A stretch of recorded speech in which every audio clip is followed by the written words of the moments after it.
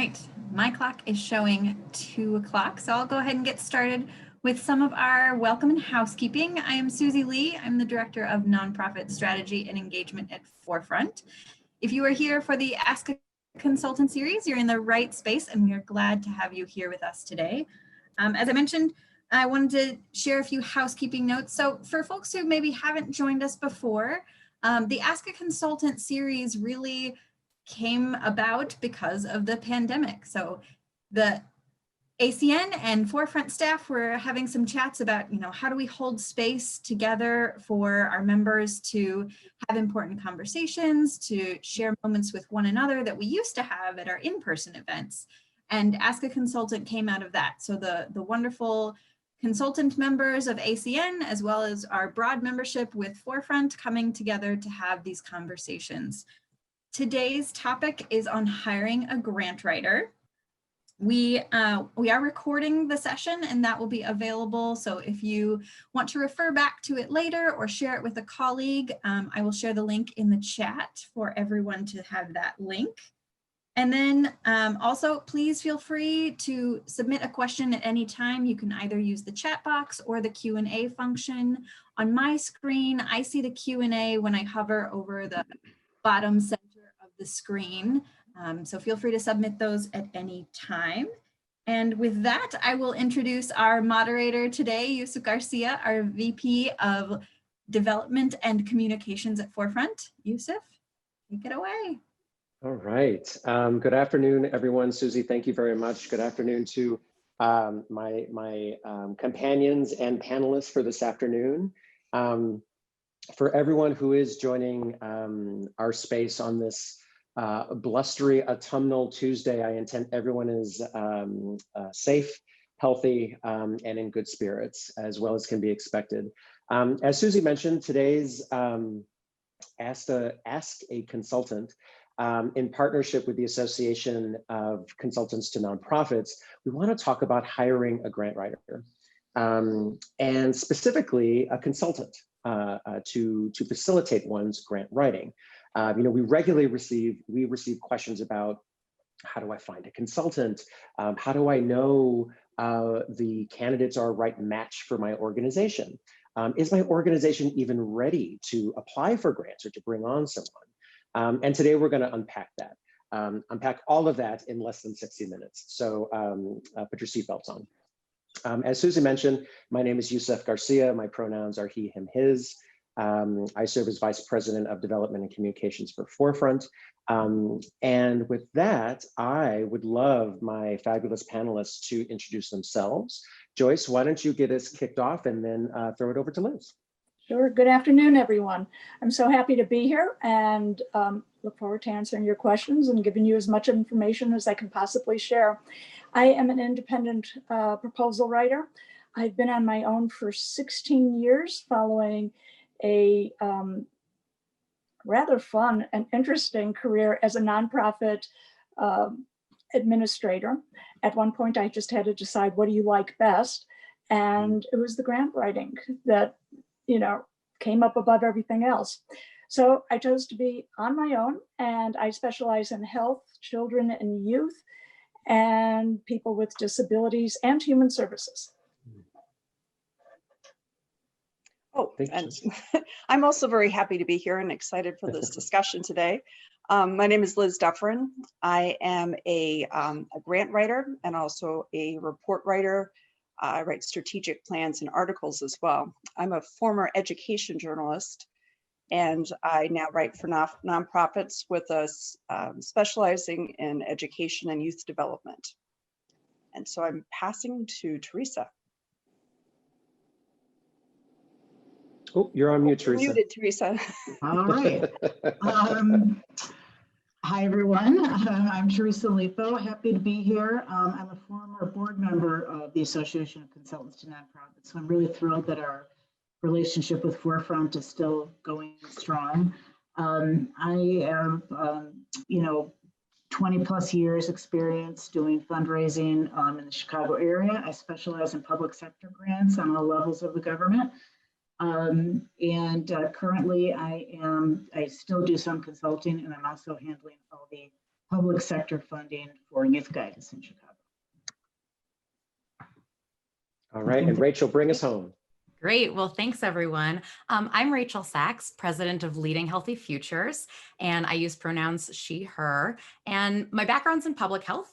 My team provides grant coaching, grant prospect research, and grant writing, whether private or federal grants for health and human services nonprofits specifically. And looking forward to a great discussion today. Wonderful. Thank you, ladies. So for the folks who are attending, we thought to break down this afternoon's conversation in basically 4 buckets. So first, what we want to do is sort of demystify the space. We also want to get into some mechanics of what does it mean to bring on a grant writing consultant.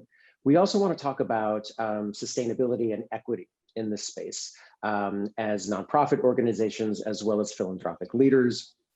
And the last, we're going to offer a good old call to action so folks can leave this conversation with a bit of a baton to take with them for that next step. So ladies, why don't we get right into the demystification? And I think one question that I think it's important to sort of unpack is, where are we today? The current environment, 2020 going into 2021, we have multiple pandemics happening at this very moment in time. I'm curious, from your perspectives, how has the fundraising landscape changed in the past year? That's one. And the second prong is, what are you seeing in terms of recovery? So Teresa, why don't you kick us off with that one? Well, that's a great question, obviously a top of mind for everyone. Speaking from the perspective of the organization I'm working with right now, we rely a lot on, well, almost equally reliant on public and private grants. And we've seen the philanthropic community obviously really step up and not only make funding more flexible, but make more of it available. And that's actually been true of the public sector as well. It's been really great to see how the state of Illinois has loosened up some funding for us, loosened up some requirements for us, a lot of things that have just made it easier to get through the pandemic. Okay, I'm seeing that, hopefully that's a little bit better. Having said that, I think that everyone kind of acknowledges that it's not 2021 that maybe is going to be an issue with funding, but looking ahead to 2022, that's when funding, foundations will have to start pulling back and things might start getting back to reality just a little bit more for our public funders as well. Teresa, thank you very much. And Rachel, what are your perspectives of where we are and what are you seeing in terms of potential recovery? Yeah, well, I certainly agree with Teresa that a lot of philanthropic organizations have stepped up, and it is amazing to see some really focused grants, not just on COVID-19, but also we're seeing a lot of focused grants around racial equity and racial justice. So there have been a lot of foundations that have really tried to have some very specialized funding streams to address the issues that are extremely important right now. So I think that that's helping a lot of organizations that are in the front line of the recovery. Thinking about some of the organizations I work with, like federally qualified health centers, a lot of them have been fortunately able to get those buckets of special funds or even funds from the federal government pushed out proactively for organizations that are doing testing and treatment. And again, I think that's going to help a lot, but we do wonder about the longer term effects. What are sort of like the overall infrastructure concerns when maybe, some of the sector is a little bit more depleted, maybe some of the bigger donors or maybe some of the funders aren't able to do that. And then also, what are the impacts on smaller nonprofits that aren't necessarily frontline or top of mind? I know a couple foundations that have focused their giving only on their existing grantees and have given more to them, which is amazing for those organizations and for their sustainability. But there are questions about what does that do for newer or smaller nonprofits that may be even more challenged right now. Rachel, thank you. And I think that's a good tee up for the next question is assessment. So this is really getting into the demystification of the space is, you know, Rachel and Teresa, as you sort of talked a little bit about the effect of our current environment on organizations. A key question is, how do these organizations start to begin to assess their infrastructure in terms of, am I ready to bring on a grant writer? Am I ready to start exploring prospecting or new prospects of funding? So I'm going to actually ask Liz and Joyce this next question, because we started to have a really good conversation about this in our planning huddle, is all around assessment. So Joyce, maybe you can kick us off with, what would be some best practices for organizations to keep in mind as they begin to assess their capacity and whether or not they're ready to start thinking about bringing on a grant writing consultant? Great question. I'm glad you asked it. I have several responses. I will try to be limited. I'll try to be focused, but there is no assessment tool that we can go in and say, here, do you meet this, this, this, and this? So we can't check it off. I think each of us has our own niche, and we know where we excel and who we would work well with. So an organization that I would look at and doesn't meet certain criteria for me might be absolutely fine for Liz or Teresa or Rachel. So there's not one shoe fits all. But I want to say to the nonprofits, my first question is, why do you want a grant writer and why do you want grant funds? If it's because they are fiscally unstable right now and they think grant funding is going to ground them, then we would have to look at fixing some of those areas that have caused them to be in that situation.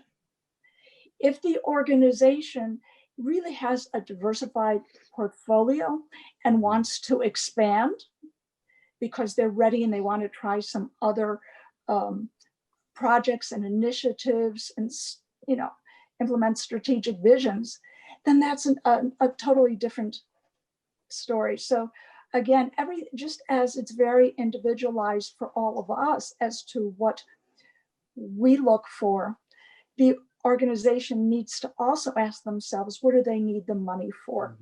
And I'm just going to give a quick example, which is, I traditionally work with medium and large sized organizations and entities, which means if somebody calls me and says, I'm a startup, I know right off the bat, that's not bad for the startup, but it's not a fit for me, you know, because they might not have certain things in place that would be to their advantage. And I cannot help them unless they say, oh, we want to retain you to build up this, this, and this. Then I'm happy to work with them. And on that note, I'm going to pass it off to. Well, before you bring up a really good point, and then Liz, I have a very special question for you. But Joyce, maybe give us an idea and give our audience an idea of examples of why a partnership with you and your expertise may not be a right fit. Like, what are some of those infrastructural nuts and bolts that need to be in place before a relationship with a consultant can be cultivated? Okay. I'll give you a real-time example with a small behavioral health center. And they primarily serve the LGBTQ community as well as undocumented and immigrant populations. And they called me probably about 4 or 5 months ago and just wanted help. They wanted me to coach them and not necessarily write, you know, they wanted prospects. So we started by my reading what they had written, and, you know, we went through it. Through Zoom meetings, we had several of those. I wrote up reports. And probably last month, after redoing their budget and looking at all their handouts and giving them language and helping them with everything from constructing the needs assessment, to putting in a strategic vision, we put all those pieces together. And they did get their first grant a couple weeks ago. So, and some of those pieces are why I might not be able to work with an organization. If they're new, if they don't have any outcome data. And so, for example, with this center, we really spent a lot of time figuring out what outcome data. So it doesn't necessarily, not all organizations want to retain me to help them build up to the point. If they want to retain me to do that, fine, but I can't hit the road running without putting those pieces in place. That makes sense. Thank you, Joyce. And Liz, you brought up a really good point earlier before this space was open around, because your breadth of experience is a bit more holistic.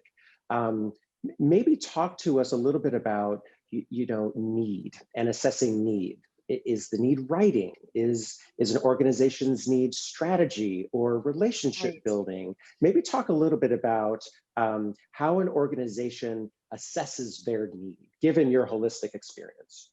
Okay, so I can tell you that there are a lot of different specialties for ACN consultants and also for grant writers. There's some organizations that are really just getting off the ground. They may need an entire fundraising strategy. A new organization or one that's been struggling a little bit might need board development. They might need to have some pieces in place before they can really even move ahead with their fundraising strategy. They may need a strategic plan so they know really what they need to raise money for. They may need help with grant prospecting, with forging relationships with donors, or getting an individual giving program going. They might need help with planning fundraising events or transitioning their events to a virtual space. They might need a grant writer who can step in for somebody who's temporarily to a position that's transitioning. They might need a grant writer with exceptionally strong writing skills to help them, say, freshen up their copy. There are a lot of different specialties, and the great thing about ACN is we know each other, and we everybody in this panel I've sent people who are looking for specific expertise to these consultants and others, because we're really trying to help nonprofits get what they need. Yeah. So if one person can't help you, we can find somebody else who can. And Liz, thank you for that. And what I'm hearing is, and also for the folks out there, that we definitely should plug ACN and Forefront, that's a good starting place in terms of access for organizations to start demystifying and answering these questions. For the folks who, like Teresa, I'd love your perspective on, and now we're going sort of in from the demystification into some of the mechanics. So Liz and Teresa, actually, from your experience, Liz, very much part of the ACN network and system. Teresa, entrepreneur, offering resources that may be separate from a system like ACN. I'm curious, both of your perspectives, how can organizations gain access to this type of expertise? And what barriers do you find are typically at play that organizations may not even know how to get in touch with consultants? So let's talk a little bit about access and barriers. So Teresa, from your experience and your perspective, how do you create access, and what are some of the barriers you're seeing organizations have to leap over? Well, I've spent a lot of time in the last several years. I refer people to Forefront a lot. Forefront has just a wealth of resources available to small and mid-sized nonprofits that just need some of that background assistance. that need help with their boards, that need help with their financials. There's just an awesome wealth of expertise available there. And those are all foundational things that really do need to be addressed before people receive grants, particularly in the area of public grants. I oftentimes have, nonprofits that will contact me and say, I really want to get a government grant. And, government grants are sort of the second tier of grants. They're very complex. The reporting systems are complex. The assessment systems are. So I would never really advise anyone to start their fundraising with a government grant. Even though the city and the state have really made an effort to make funding more accessible to smaller nonprofits, and they've done a good job of that. But there are still procurement regulations and things that they have to enforce no matter what. And it does require you to be at a certain level of sophistication as an organization. That makes sense. Liz, anything you would like to add on or contribute? Well, I think just as sort of a basic tip, we do have a directory on the ACM website that lets people search for consultants. And so that is one place to start. We also have an RFP service where you can submit an RFP, and there are even some guidelines on how to do that. And that will go out to all of the consultants in our network. Liz, thank you. So I think let's go a bit deeper. And Rachel and Joyce, I'd like you to go a little deeper with me. Coincidentally, I'm also in the chat. Angela Gonzalez brings up a really good point that I think Rachel ties into what you were talking about earlier in our conversations about a grant writing life cycle, the life cycle of grant writing. So Angela writes, if you're a brand new startup, which of those would you need to start with in terms of what to start off first in terms of your fundraising, Angela, I'm assuming? She asks, is it strategic planning? So, so sort of like chicken before the egg type question. So Joyce and Rachel, maybe Rachel, you can start off with how does the life cycle of grant writing sort of affect the decision-making process of an organization? And then maybe Joyce, maybe you can try to answer that question. Should Angela start off with some strategic planning help as a new startup? So Rachel, why don't you start? Yeah, sure. So I think about grant seeking as having several different phases and think of it very cyclically. So some of the phases are identifying well-aligned grant prospects. So, figuring out where you want to apply, what funders might be aligned with you. Then cultivating relationships with those funders. So when possible, not just cold applying, but actually, contacting those funders and developing relationships with them, understanding their grants better. And then, of course, you do want to prepare compelling applications, which could be on your own or with the help of a consultant. Stewardship and grant reporting are really important. So implementing your grant in a way that you can actually tell them, as several other panelists suggested, what your outcomes are, what you've actually done, and then renewals. And the cycle just kind of keeps going around. So it is very cyclical, and there are a lot of opportunities to engage with a consultant or others for support. For example, if you have no idea what the funding landscape even would be for an organization like yours, you've never applied for a grant or looked for a grant, you might want to do some grant prospect research to figure out sort of what are the funders that are out there and think through, who you might talk to. But I would actually say even before that, you really need to know what your programs are. I think Joyce mentioned this before, but you can't apply for grants if you don't know why you're applying for them. And so really knowing your programs and services, kind of like the who, what, where, like the question words of what is your program? What are you doing? Why are you doing it? Why are you the right organization to do it? Is super important before you do any of that, because you won't be able to find the right grant, and we won't be able to help you find or write the right grant if you don't really know why, if you're just doing it because it sounds like a good idea to start getting some grants. Thank you, Rachel. And Joyce, what would you offer in terms of more of a specific answer to Angela's question? Like, as a new startup, should she do prospect research around strategic planning grants? What are your thoughts of that? Right. The answer, of course, would be yes. Prospecting is a good beginning part. I would really, Angela, hope that you have somebody you can talk to about your infrastructure, because I think there's all different types of startups. So the organization I spoke about before has been open 2 years. Some may consider that a startup because they don't have any grant funds and they're pretty new. Or are you just opening your doors? And if you're just opening your doors, then we need to talk about why and how strong is that needs assessment, and why, what's the reason you're in business and how soon are you expecting money?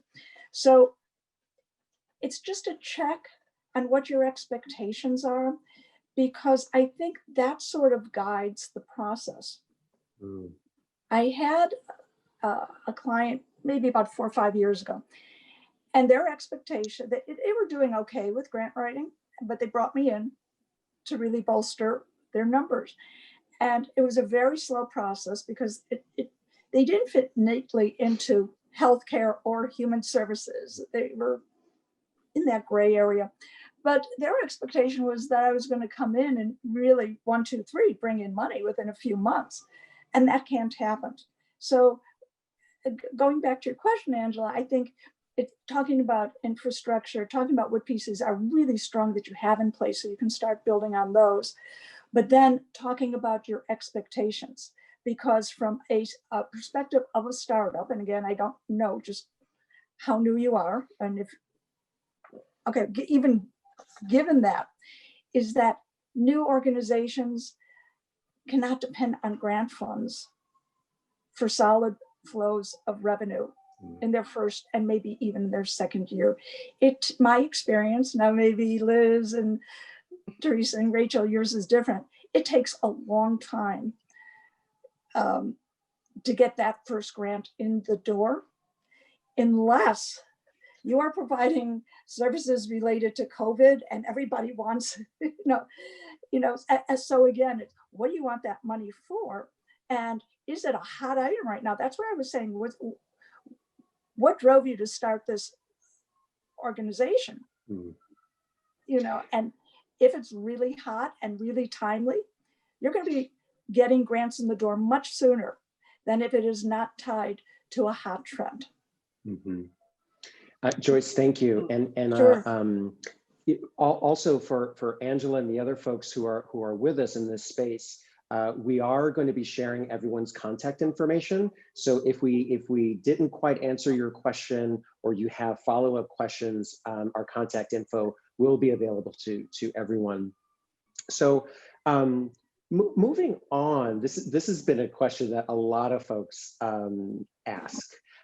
It's all about pricing and the investment. So Joyce, so let's stay here for a minute. Teresa, maybe from your vantage point, how can organizations determine whether they're ready to hire a consultant? And for example, what does the investment look like? What does the cost structure look like when they bring in a consultant? That's a good question. Can certainly vary quite a bit. I did just want to touch on one thing, just back from what Joyce was saying. Sure. There's just 2 things that I really would encourage all newer organizations to talk about, or to think about internally with their board, is what makes you unique. And I don't mean like unique, like you have to be cutting edge or doing something really radical, but who's your competition? Who are your peers out there that are doing the same thing as you? Because that will be your competition for grants. So you have to really talk about and think about what's making you stand out from them. What are you doing that somebody else can't do? Because if you're not doing anything any different, then sometimes you have to think about whether the world needs another startup organization that's doing a lot of things like that everybody else is doing. But I did want to just put that out there, because that, too often is something that I think organizations forget to think about, is what's making them unique. But in terms of being ready, having that foundational, the capacity to basically administer a grant. It's one thing to get a grant, but it's another thing to administer it. And you really have to have the financial systems in place, the procurement systems in place potentially, and really most importantly, the assessment systems in place, because more and more foundations, even if it's general operating support, they want to see what your results are. And not only do they want to see results, they want to see how are you measuring your results? How are you measuring it compared to what others are doing? And you have to be able to adapt those evaluation systems against what they want to see measured. It's not necessarily what you want to see measured. So those three things I think are really important, is having the capacity to assess and evaluate what you're doing, and having the ability to financially administer, your grant funds, and even get yourself in the door with budgeting and things like that. Teresa, thank you. And maybe give folks, and I'll actually open this up to anyone who would like to jump in, but can anyone speak to what is a typical proposal from your end to the organization look like in terms of your own cost? And how do you determine cost that will ultimately the organization will have to sacrifice from that grant award? So I know that's also a hot question, or maybe it's not. So that's what I would like to unpack with y'all. How does that work? I would love to mention, so a lot of organizations think that that grants are paid out of commission or the grant writing is paid out of commission. That is not correct, or you should not work with a grant writer, in my opinion, that charges that way. Most professional organizations consider that to be not appropriate, even unethical, to have grants paid out of commission. Why? Because the funder gave you that money for the purposes described in the grant. They didn't give you that money to pay for the services of writing the grant in the first place, potentially months or years earlier. Mm-hmm. And additionally, it's partly, we're professionals who are, providing a service, whether or not you win the grant, which can often be outside the control of the grant writer, and it can often be outside the control of the organization too. So there are many reasons for which I would highly recommend that you work with a grant writer that either charges flat fee, hourly, or retainer, but never based on a portion of the grant that you receive. That stated it as an investment, right? So you are going to have to invest upfront in hiring a grant writer. So it can vary a lot. I do everything from just like coaching services. We have an online course for coaching. I do one-on-one coaching. That's a lot less expensive than obviously like writing a large federal grant that could be 100 pages or 200 pages. That can be 5 figures, that can be, many thousands of dollars to do those large federal grants. But you can potentially start smaller, depending on what your needs are. If you need someone to just maybe draft some of those initial materials to kind of get you started, that's not necessarily going to cost tens of thousands of dollars. So I think there's a really wide range in what it can cost to work with a grants consultant. And there's also a really wide range, again, of ways you would work with them. And some of those ways, such as like just having them for a one-off large federal proposal that maybe your internal staff can't do, can actually be a very strategic investment, because, otherwise would you need to have an additional grant writer on staff or an additional several people, divert all their time to that for 3 months. So the investment can be a lot. You might need to manage your board's expectations. Actually, going with what Joyce said before, you have to manage your own expectations about how long it takes, but you may have to manage your board's expectations too, because a lot of them think that grants are a silver bullet. So a lot of things to think about with the investment piece. And I just want to add something. For all those organizations who have invested in a grant writer or have taken the human resources within their own organization and took, set aside 3 months for everybody to work on submitting a proposal and it didn't come in, you didn't get it, it's not a loss, because the process, the information you have will all bring you further the next time you go to submit. So there are tremendous gains from losing. Mm-hmm. And again, one of the words we've been saying all afternoon is it's a process, Mm-hmm. you know, and you have to keep it the process, you know, just like a baseball player has to keep hitting the ball until they get perfect, and everything has to line up, and, you know, all the players in the field have to be ready, you know, to let the ball be a home run, you know, everybody has to be in the right position. And that's how it is too with getting awards or denials.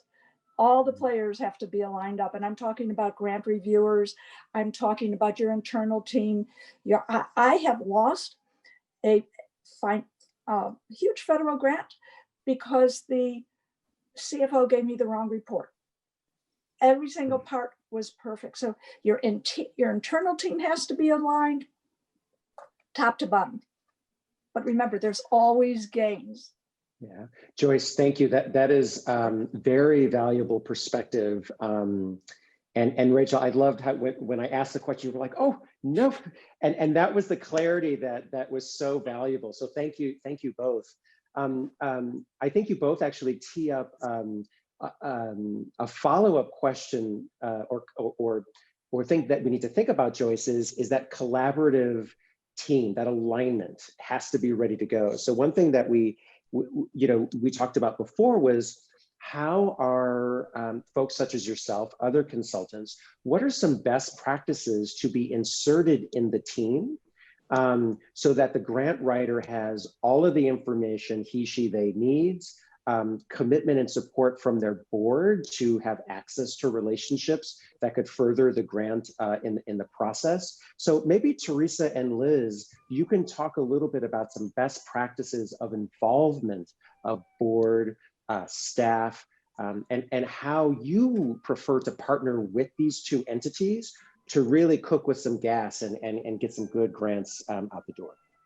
Okay, I can give a few examples. I think one, it's really important to know what you want the money for. I've had people approach me and they want a federal grant written and it's 2 weeks away, and the deadline is 2 weeks away, and they don't really know exactly what the program is yet.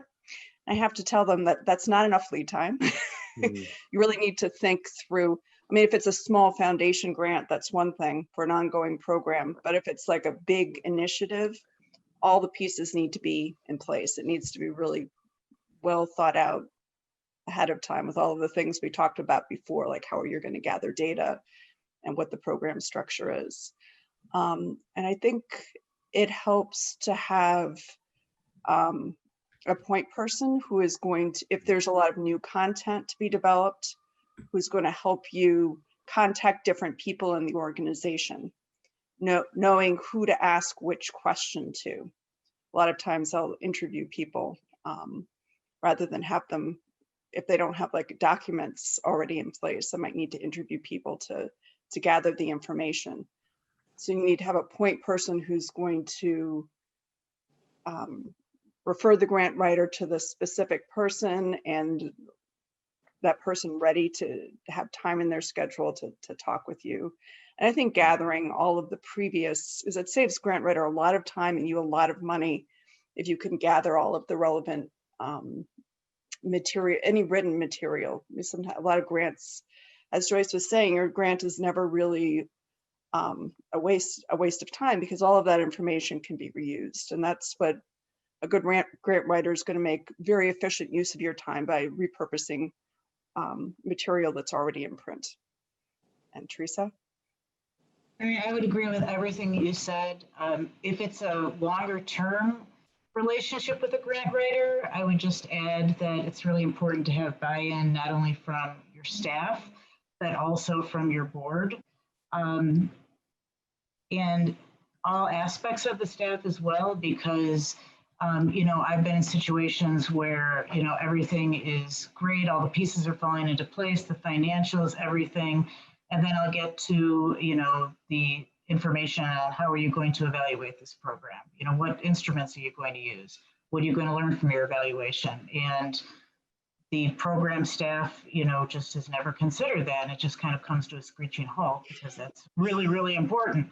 So, you know, just that buy-in and being prepared. And I think a good grant writer doesn't necessarily have to have all those pieces in place, but they do need the ability to communicate that that is what we will need if you want this to be successful, and you need to be willing to, you know, do this work. Can I add one tiny thing? This is tiny, okay. Which is to clarify upfront the turnaround time for when you give the client documents to review. So you've written something and you know you really need it back 24 hours and they take a week. Well, you've just blown everything.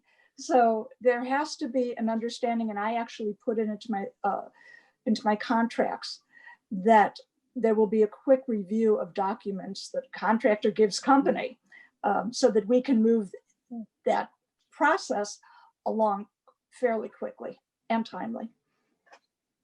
Thank you, Joyce. Rachel, were you going to add something? Yeah, Go right ahead. I was just going to say a couple things, whether you're working with an external grant writer or internally, kind of building from what Teresa said, the program team, development team, and finance team really need to work together at all phases of the grant's life cycle. So you cannot just be like, yeah, we got finance's blessing to go for this grant, we're good now, because they're going to be integral. If you get the grant, they're going to be integral to reporting on it in future grants. And, you know, sometimes we do it kind of like a game of telephone, where it's like the grant writer talks to this person and then this person talks to that person. It's really better to have everybody talk together to be on the same page and not have any miscommunications between those three branches.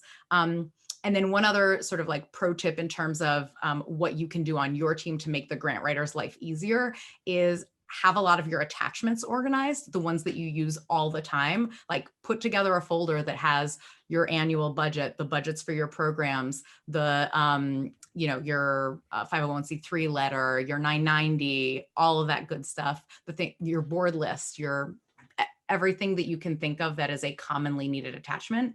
There are going to be ones that you need to adjust now and again. There will be ones that the funder has a specific format and needs special headers and you know, font size or whatever.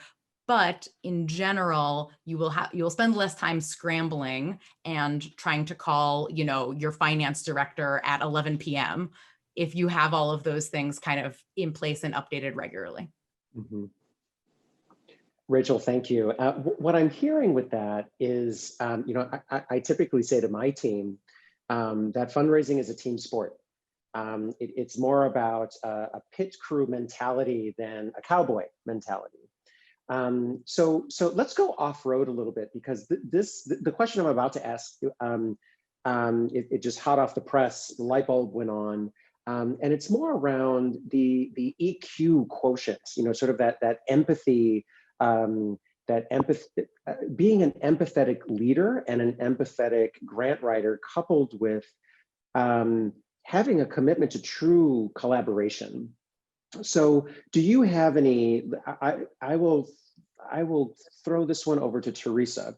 Teresa, any sort of pro tips that you can share with an organization of what they may need to do to prime that collaborative sort of well, to sort of ensure that the commitment to collaboration is there, and front load that before you're inserted into an organization? Because as Rachel and the team here has eloquently said, everyone is dependent upon each other. It's very symbiotic. So what's your perspective about front loading that expectation before you get to the work? Well, I think that really relates to sort of a strong organizational base and organizational capacity, where you have good leadership within the agency, where you have strong teams, where you're meeting regularly with each other, everybody knows what each other is doing, so that when a grant writer comes in, you're not all, you know, your finance people should be very knowledgeable about all the details of your programs. They should not, you know, they should know who's staffing your programs and how you're evaluating your programs. Each each part of your organization should know what the other one's doing. And if you can establish that, and hopefully, a strong leadership structure at the organization will do that. And sometimes it's hard to figure out what leadership structure works best for you, and you have to sort of undergo maybe a strategic planning process to find that out. But I really do think it comes down to strong leadership, internal leadership at the agency. Thank you, Teresa. Any other thoughts around that sort of collaborative piece from Joyce, Liz, or Rachel? I would just add that when there's a large funding opportunity, it has to begin with a planning meeting where everybody's present. And I think that, is what everybody has been saying, but I'm just using different words, which is what I do for a living. But, sometimes clients will just want to jump in and, Joyce, start writing. And I say, no, we need a planning meeting. We need to absolutely sit and, on a Zoom call and figure out who's doing what and the timeline, and then get the buy-in there. Thank you, Joyce. So I'm looking at our time and we have about 15 minutes left. I would recommend we sort of move on to our final sort of big bucket. And the one thing that I did pre-ask the four of you to think about is how you lead your work through a lens of equity. Because just to call it out, when I look at this lovely Zoom space, it's pretty white, or white presenting in my case. So I'm curious, within this landscape of consultancy, grant writing, your own personal commitment, or Liz, in terms of an institutional commitment, how are you creating spaces and pathways for up and coming BIPOC consultants to get into this game? What does racial equity look like in this space at this time? Liz, I'll start with you. Okay, yeah. And ACN recognizes that as an organization, we have a long way to go. We are where we need to be in terms of diversity in membership. So there is a strategic planning process underway, and a major goal is to increase the diversity of ACN, both in membership and also in our leadership, particularly the board leadership. Another major goal is that we really want to look at how we can better equip members to support nonprofits in their equity work. I can say that one small step we've taken so far is that we recently added diversity, equity, and inclusion as a practice area in our consultant directory in the ACN website. And personally, I feel like my role as a member of the marketing committee for ACN is to do some of that outreach. I think we have to make the effort. Because it's not going to just naturally happen that we could become more diverse. We really have to make a commitment to that and do the outreach. Liz, thank you. And I think that's a really good continuation of this thread of the conversation.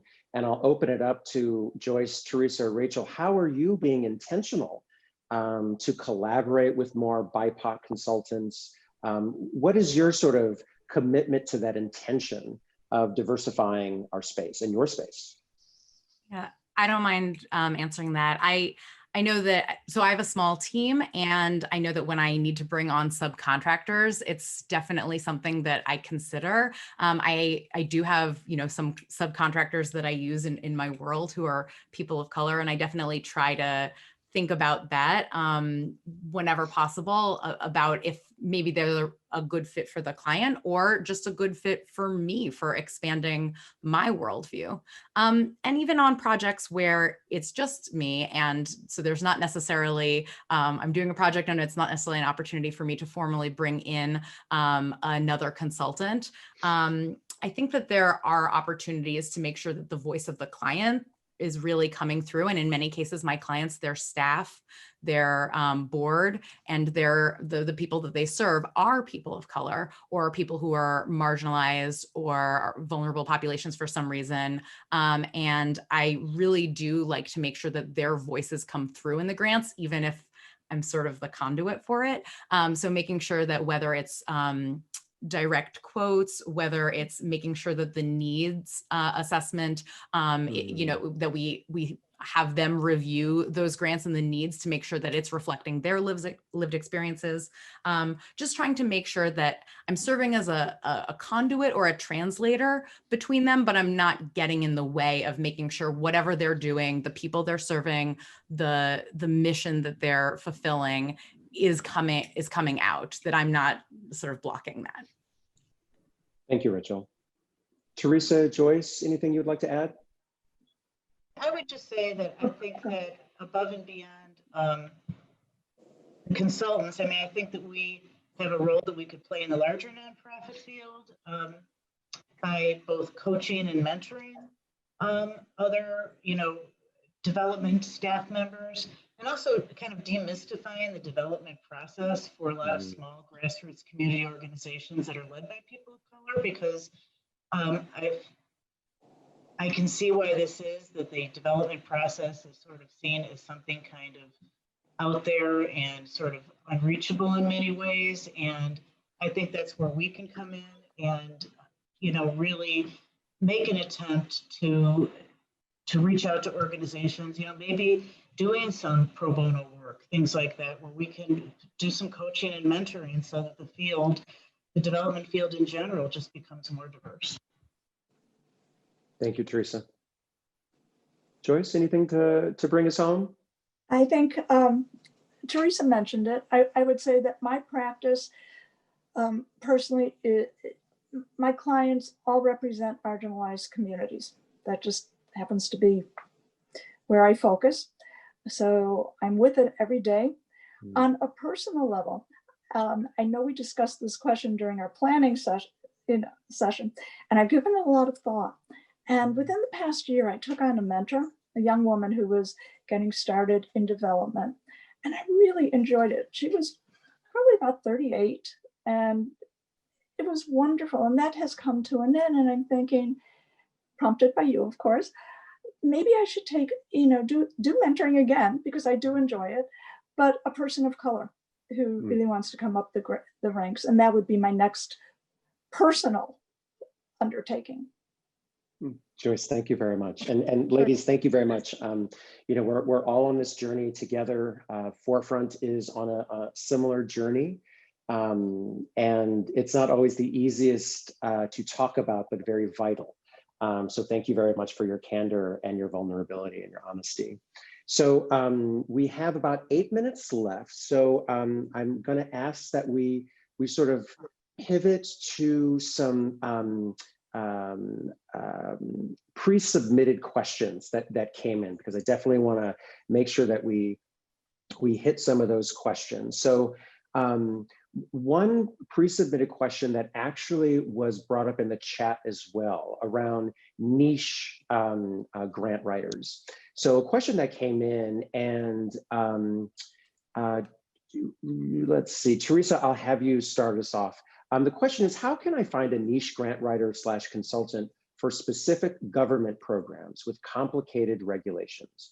Seems quite a perfect question for you, Teresa. But I'll add a sub bullet. How can organizations get access to grant writers that may specialize in human services or arts and culture? How can organizations find the right grant writer that aligns with their work? Well, I mean, that's a good question. I mean, obviously, there's a big difference between doing a cultural arts grant and doing, a public health grant. But besides that, I do think that, I do not do any cultural arts, but I pretty much do almost everything else. And I don't know, I mean, I know Joyce, for instance, focuses on the healthcare field. I think that if you find someone with expertise to do a federal grant, that person can probably do a federal grant across the board. it's really the programmatic information that's most important. I mean, the nuts and bolts of putting together these grants are pretty much going to be the same no matter what federal agency or state agency you're going to. If you can communicate clearly with your grant writer what your programming is all about, that's really the most important thing, then even more so, at least in my opinion, than finding somebody that, you know, just does grants to the Department of Education or something like that. Teresa, thank you. Another question that, oh yeah, go ahead, Rachel. I was just going to say that I think you'll get your sort of biggest bang for your buck if you're using someone who is a specialist in that area. But to Teresa's point, you don't have to use someone. I think a good grant writer can write lots of grants, but you may sort of get the most value out of someone who's very experienced in your niche, is used to the language, the types of outcomes, the types of, you know, expectations of those funders, who maybe has written to those same funders a million times before. You might get sort of like the biggest bang for your buck. Right. And I want to add something small, which was I recently needed a grant writer who specialized in NIH applications, which are very different from the types that I'm accustomed to writing. And I used LinkedIn. And I found and joined a group for NIH writers and was able to find somebody that way. So there are groups for those niche fields. Well, there's a LinkedIn group for everything, apparently. Yeah, that's really clever, Joyce. Yeah, that's good. I also want to put another plug for the RFP system on the ACN website. That's a way, if you need somebody for a very specific kind of grant, and it's going to be hard to, like, somebody who's had experience with this this particular federal grant, that's a good way to do it. Liz, thank you. Another question, and Liz, while you have the mic, I'll throw this question over to you from an anonymous attendee. They ask, do funders know the name of a consultant involved in a grant application? And if so, does it impact the funder's decision-making in some or any way? I would say generally no. There are particular people who might assist an organization in doing relationship building. That would be somebody who you have on contract for a long time, or maybe a member of your organization. Generally, a grant writer who comes in from the outside isn't going to have any contact at all with the foundation. It's your relationship that you're cultivating with the foundation, so you would want to keep that in-house. Perfect. Thank you. And then the last question. Now this is going to be a challenge for who I'm going to throw it to, because you have a minute and 30 seconds. But we had a couple of folks ask this. So Rachel, I'm going to start with you. Well, actually, we'll end with you. What is your typical process for grant writing? What is your typical process for grant reporting? All right, you have 90 seconds, go. Oh boy. So if we're just doing writing rather than all the other phases of the grant's life cycle, we would first want to talk with you about what is that particular grant all about, sort of the planning and, you know, figuring out the programmatic pieces. Typically, we will write a draft 1, which we consider to be incomplete. It will probably have holes. It will probably need a lot of clarification and pieces from you, and then get feedback from you, the organization. We would then do a draft 2, which we consider hopefully plugging all of the holes, filling in all of the gaps and the information, and revising things that are, you know, substantively incorrect and all of that. After finishing the draft 2, getting feedback from you, we should be at the place for most grants where we're kind of doing the polishing and proofing and error checking and consistency checking, though there are large federal grants where there will be more than 2 drafts. But in general, that's kind of our process. We would rely on the organization for a lot of the attachments and a lot of the information. But again, there are also times where it might be part of our engagement to prepare some of those attachments and other supplemental information. So hopefully that's enough for 90 seconds. That was great. And I'll add, for the broadly speaking, the process for reporting, in my experience, is parallel to the submission. First draft with the holes, second draft, fill up the holes with that extra review process before submittal. There are parallels, though they are definitely different, but there are a parallel process. Rachel, excellent job for 90 seconds. And Liz, Teresa, and Joyce, also thank you very, very much. Folks pleasure. who are in this, thank you. Folks in this space, we are just about at time. I would like to leave the group with three things. For more information about Forefront and Forefront's resources, especially our library, simply go to myforefront.org. For more information about ACN, very easy website, acnconsult.org. And the last bit, as we mentioned earlier, our contact information will be shared. So if there are additional questions, we will do our best to try to answer them. But with that, I'm looking at the time and we are at time. Susie, did you have one more thing to offer? Yes, I always like to close out these sessions with folks and say again, thank you, Yusuf. Thank you to all of our panelists. Thank you to our partnership with ACN.